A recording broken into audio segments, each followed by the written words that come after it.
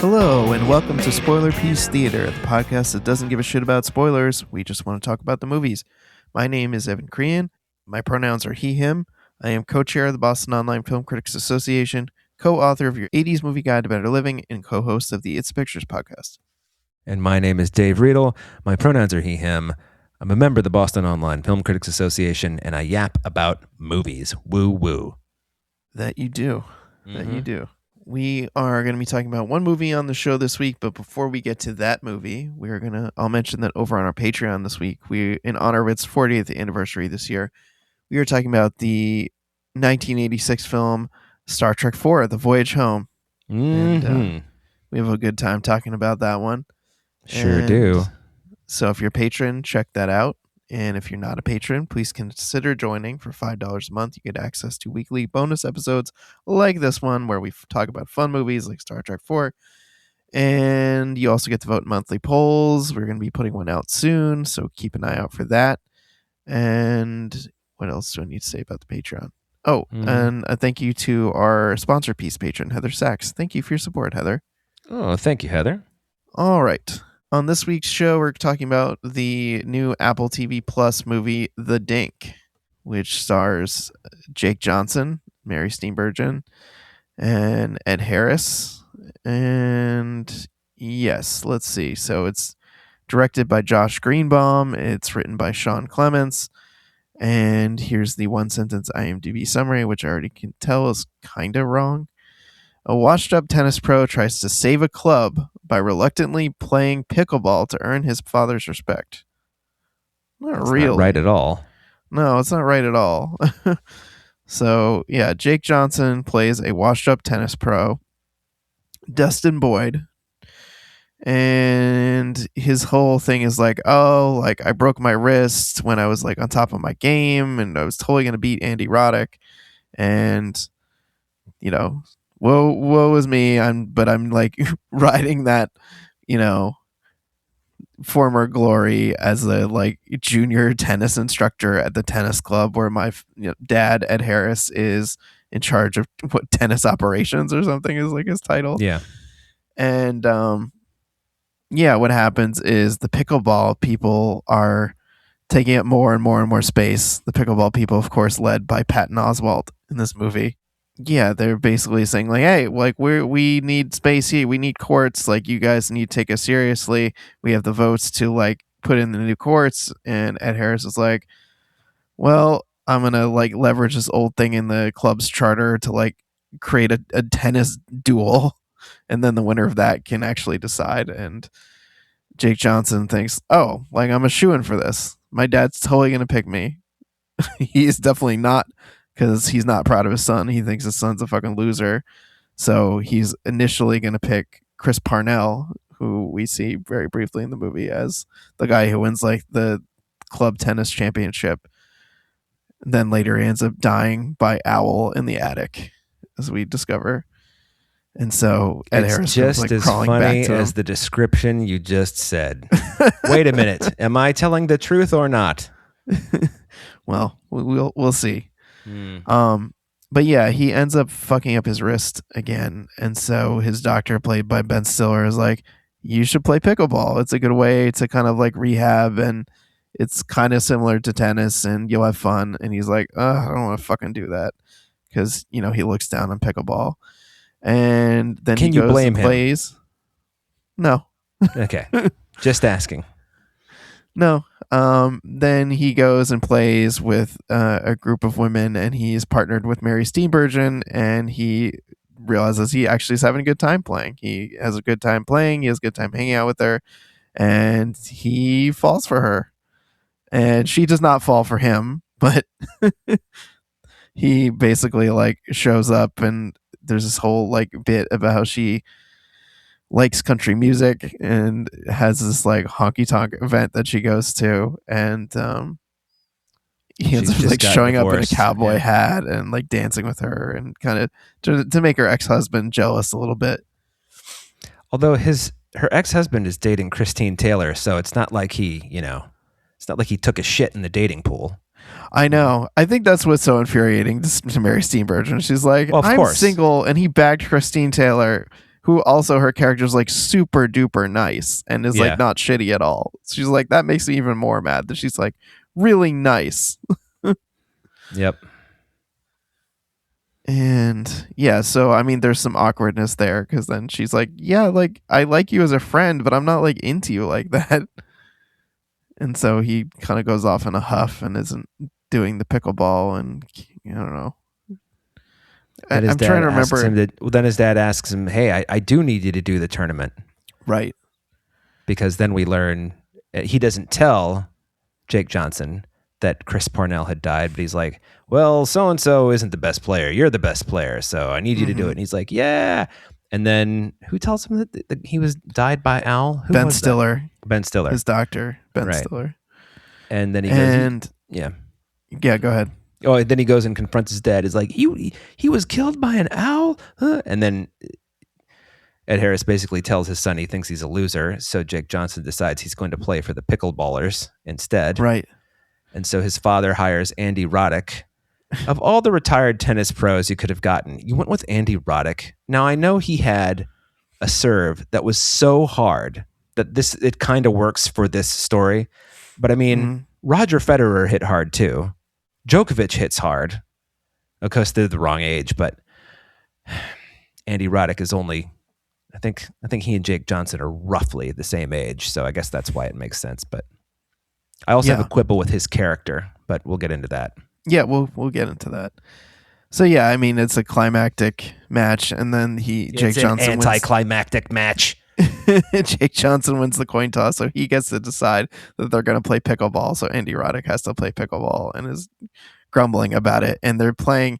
He picks the shittiest court, which they were like bitching about earlier. Like, oh, pick court 16 or whatever has like all these it's slippery and it's got a horrible crack. And so he starts using the court to his advantage to basically like take down Andy Roddick.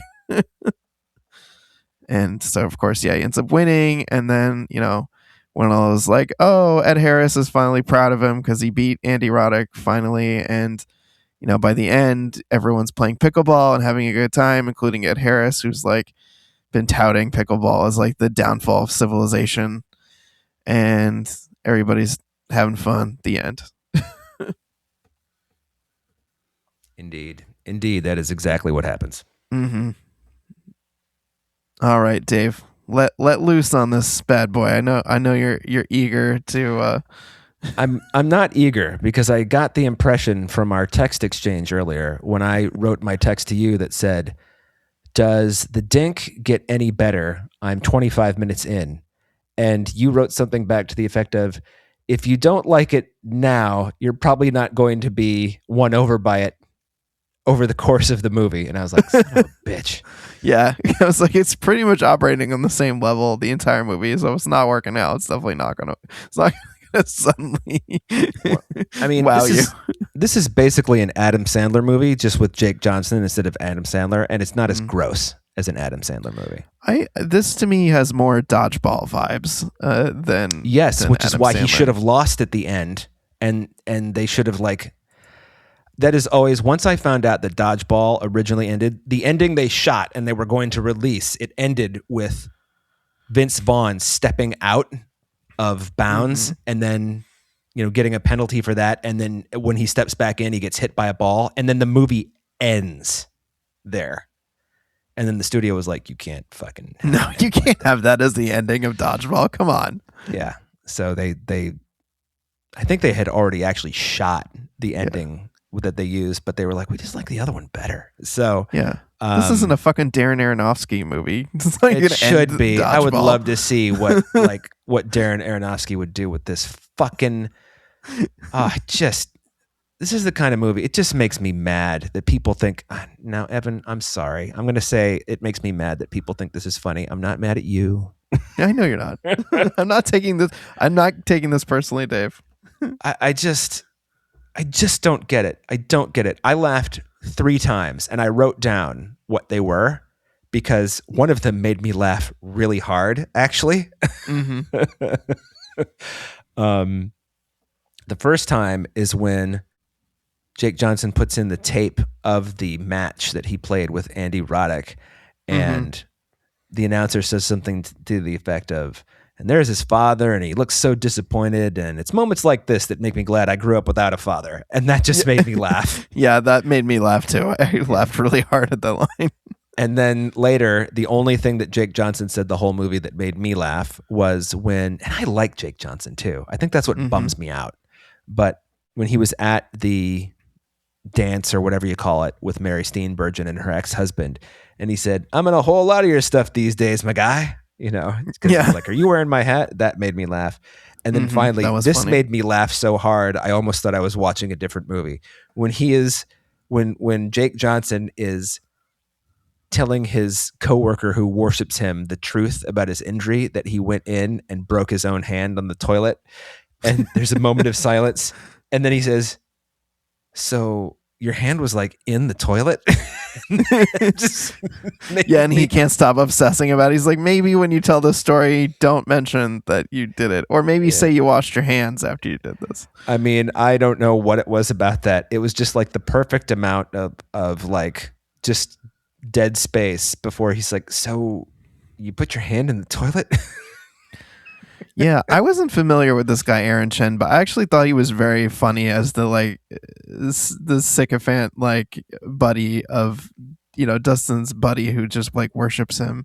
Yeah. And I also laughed really hard at the part after they run into Andy Roddick, and he's like, "Dustin, I'm getting the sense you haven't been entirely honest with me." And you're thinking, okay, he's realizing that the story was all bullshit. And then he's like, "You didn't tell me he was an even bigger asshole than you said," or whatever it was. Yeah, and I actually quibble with Andy Roddick's character in this, because in that first scene, aside from like having to be reminded that Jake Johnson is who he is, he's like, "Oh, that's right," and "Oh, hey, and he's just like, "Hey, say hi to your dad for me." He's actually kind of nice, you know? Mm-hmm. And then later, for some reason, for no reason they can think of, he's just a fucking asshole. Yeah. Just a total dick. And not very convincing doing it, I might add. So when Ed Harris is sitting there in the stands watching the game, and there's like a whole exchange, and he just sighs, he says, "This is really stupid." I was like, well said, Ed Harris. This movie is just fucking stupid. It drove me. I'm watching it being like, I can't believe it's yet another one of the movies. Like, we're out of the Judd Apatow era, right? We don't have to do the thing anymore where you keep calling out the character who just told the lie about, and then he keeps doubling down on it. Can we stop doing that, please? Jake Johnson must do that bit, and I'm sure it was in the screenplay, like 5 or 6 times. It is so exhausting. I just want fucking stuff to be funny. Fuck. How mad did you get when John McEnroe showed up and was like offering his like commentary from the stands? He's a shitty tennis commentator. And then it wasn't funny watching him eat all the fucking huge food. And he looked like he was... It looked like he was playing the character blind, the way he was like... had that 1,000-yard stare. Did you notice that, right? Yeah, it was a little weird when he showed up. I was kind of like, is he all there? Like, what's going on with this guy? And I also just thought, you know, maybe we'll get a moment at the end where Jake Johnson wins and Ed Harris is like, and he'd just be like, "I'm never going to be enough for you." Well, fuck you, Dad. You know, blah, blah. No, instead, you know, I wrote the line down. "It's embarrassing how much this means to me." It's no shit. It's because you're pathetic. This movie's pathetic. I fucking hated it. I hated Ed Harris's character. You can't just put Ed Harris in a movie where he plays an asshole and then just be like, "Well, Ed Harris will take care of it. He's likable enough." No, he's not. Not anymore. He's not. Not after Ready or Not 2, you know, or whatever. Was it Ready or Not 2? Did you see that one? Yes. He was not in that one. No, it's not Ready or Not 2. It's the one with the pretty boy from Top Gun How Maverick. to Make a Killing? Yes. Thank you. I just got confused because it's, you know, people with gaming stuff shooting at each other. Right. But like, how did they know the details of the owl attack? If the owl attack all happened before anybody got there, then how do they know what happened? I guess you could go and do a little investigative work and be like, all right, clearly it's a mother owl and there's some eggs here and da, da, da. But then his wife runs over his. I just fucking. I hated it. I'm sorry. I'm getting mad thinking about it all over again. I hate this shit. I hate this kind of shit. Now this is the part where you tell me that you liked it, and I feel bad. You don't need to feel bad. I did like it. I like Jake Johnson. I think he's very funny. I like Jake Johnson so much. That's why this is disappointing. I think he's very funny. He can be very charming. I was thinking back to that movie we watched where he was like part of the contest where everyone was trying to kill him, and I thought that was like he was very funny in that too. I think if you actually want to see him play against type, I highly recommend watching him in Maximum Pleasure Guaranteed on Apple TV, where he plays Tatiana Maslany's like really shitty ex-husband. Mm-hmm. That's the first time I feel like I've really seen him in something like this guy's a real dirtbag. Okay. But I liked him in this. I thought it was funny. It very much had like dodgeball energy to me as like an oddball sports comedy, not your like it's kind of about tennis, but it's more about pickleball. So it's kind of like in that same vein, like, oh, it's a little bit off kilter, sport that we're dealing with. I thought it was hilarious that he drove a 1999 Buick LeSabre and was like talking about it like it was a nice car, and then Mary Steenburgen gets in it and puts her seat back and goes like flying back. There's moments like that just crack me up. I felt deeply uncomfortable when he showed up with his ex-girlfriend, and the first thing she said was, "We were trying to make you a grandchild," and I was "Oh my god." That made me uncomfortable, but then I thought, well, the trade-off is I get to look at Chloe Fineman, so that's fine. I giggled at some of the stuff that Ed Harris was saying when he was like playing, they were playing up how much he hated pickleball. Like when he called it the novel coronavirus of sports, that to me I thought was pretty funny. I didn't hear that line. That is kind of funny. And I do want to say, I hate pickleball too. I've never played it. I don't plan to play it. The house that I bought last year has a pickleball court in the backyard. I turned it into a basketball court. Nice. So yeah, I don't get it. It's like, why don't I play a sport where I have to like barely move, but also swing my arms? I don't understand. Anyway, sorry. Also in that sequence where they were having the dinner party when everyone kept going to the kitchen to get to the cobbler because no one wanted to tell him that he was bad, or that the dad didn't want him for the tennis tournament. Right. There was an inordinate amount of time in the Ben Stiller scenes where he was either making comments about jerking off or the weird sex worker website. I was kind of like, at first the gag was like a little bit funny to me, and then they just kept doing it and just beating a dead horse on both of those gags, and I was like, all right, I think I've had enough of what we're doing here with the Ben Stiller. And I like Ben Stiller a lot, but it was not really working for me. Yep. I did like the prescription for pickleball that he wrote, though. Oh, that was, I will tell you, that actually was mildly amusing. Yes. And he got his ex-wife to be in this movie too, because he was one of the executive producers, I think, or a producer, something. He had some connection to the production. So. Oh yeah, he's a producer. Yeah. I know. I think they're actually back together. Ben Stiller and Christine Taylor. Really? They got back together. Yeah. Oh, no kidding. Yeah. Oh, well, that explains that a little more easily then. Mm-hmm. I also was amused at the part about the part where Fortune Famester shows up and they're the grunting pickleball players, and they're like, you just have to grunt more and more aggressively than them, and that's how you're gonna win. Like, make it the most sexual you can possibly make it with the grunting. Those are people that are like really annoying like that.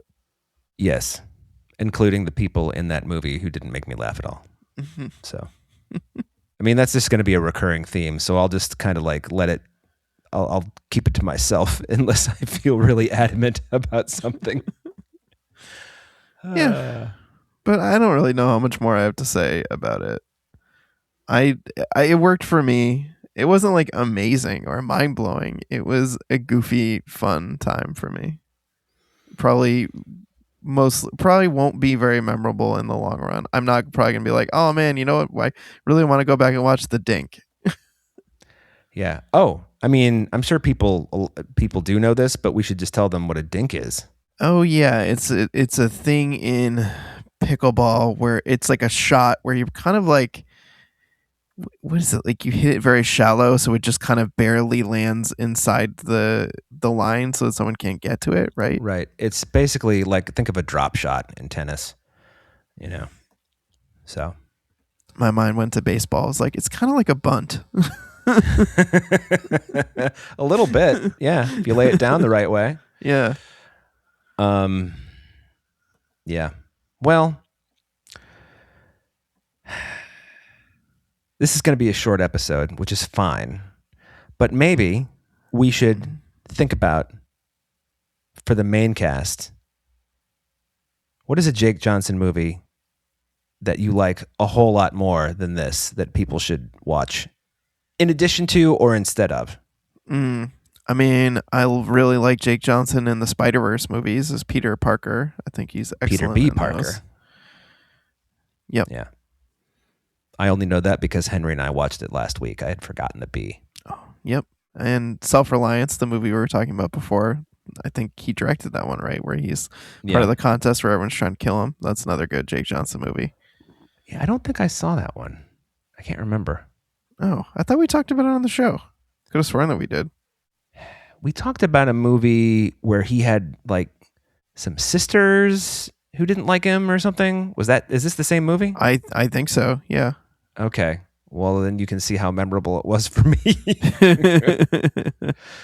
Ooh, boy, I don't remember it.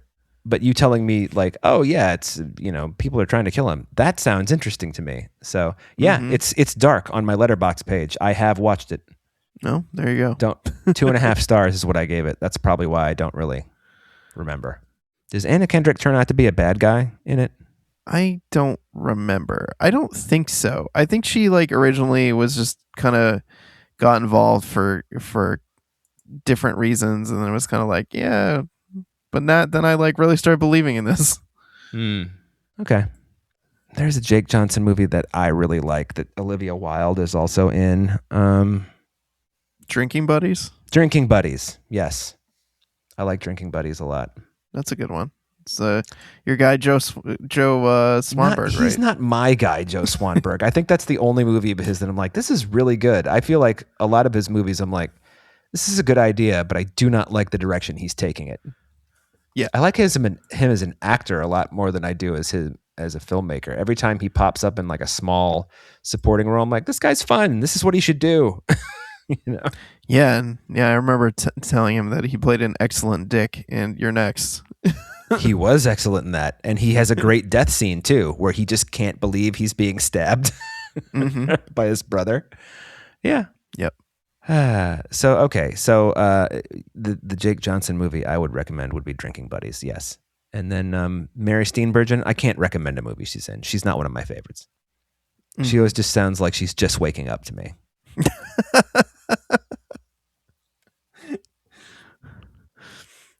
I think one of the lines that she had that made me laugh out loud was when he looks at the picture of her. He's like, "Oh my God, is this your wedding picture?"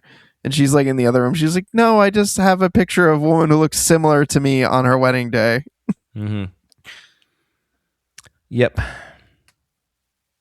I'm glad though that they didn't go down the Graduate route, because I was like, this kid's name is Dustin, and God, how have I become a local? I just said this kid.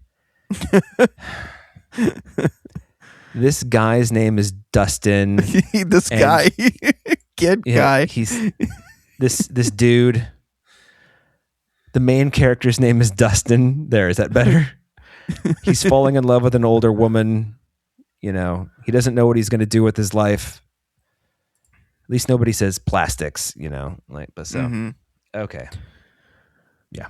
Yeah, I mean, I actually wasn't opposed to that being an actual storyline if they were into each other, but also I was kind of fine with them being like, no, he's into her for reasons, and she's just not about it.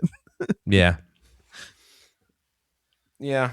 Anyway, yeah, I don't think I have anything else to say about the Dink. Dink, more like the stink. It's so stupid. This one. Got you riled up. That took me 25 minutes to think of. I just literally thought of it right. It just didn't occur to me until 10 seconds ago to say that. Well, there you go. This movie has made me Sometimes- dumber, is what I'm trying to say. Yeah. Oh, and I also just want to talk about how stupid pickleball is again. It's so fucking stupid. It's stupid. Oh, you can't go in there and we call it the kitchen. Oh my God. Shut up. Okay. People like pickleball. I'm not gonna. I don't think it's for me, but yeah. I mean, play ping pong. Ping pong's fun. It's a shorter table. You don't have to move as much. True. You know? Very true. Anyway. Yeah. Okay. Well, I'm done. Sounds like Dave would not recommend the Dink. Oh, I would, if you want the cinematic equivalent of punching yourself in the nuts for an hour and 40 minutes. Well,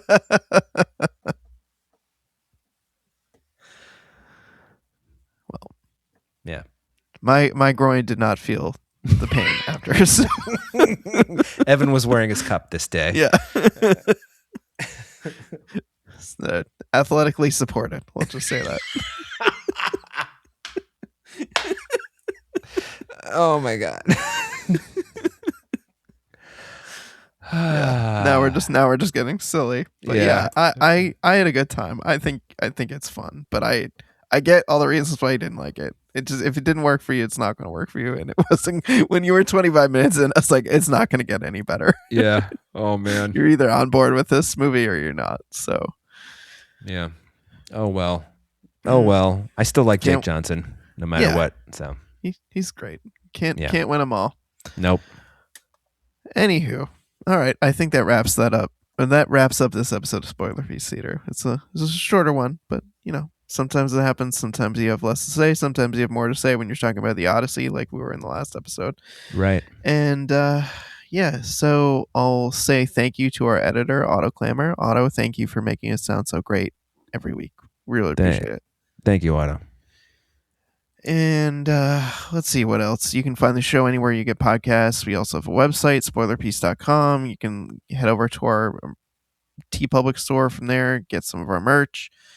And if you want to get in touch with us, you can find us on social media, or you can also send us an email, spoilerpiece@gmail.com. And if you like the show, please rate and review us by going to ratethispodcast.com/spoilerpiece. We really appreciate those positive ratings and reviews. Mm-hmm. Give us credit in the podcast world. And if you really, really like the show, please consider joining our Patreon. As I mentioned at the top of the show, we are talking about the 1986 film Star Trek IV, The Voyage Home, on our current bonus episode. And if you're not currently a patron, for $5 a month, you get access to weekly bonus episodes like that. You get to vote in our monthly poll. We have one of those coming up very soon, so look out for that.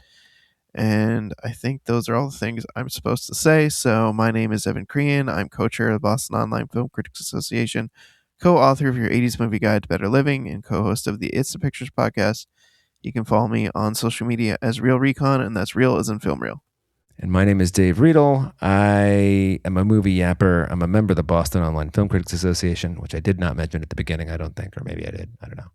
And I'm all over social media as Dave Sees Movies, except on Twitter, where I'm X Can Suck a Dick, D-I-K, and on Blue Sky, or Blueski, as David Riedel. We'll see you next week.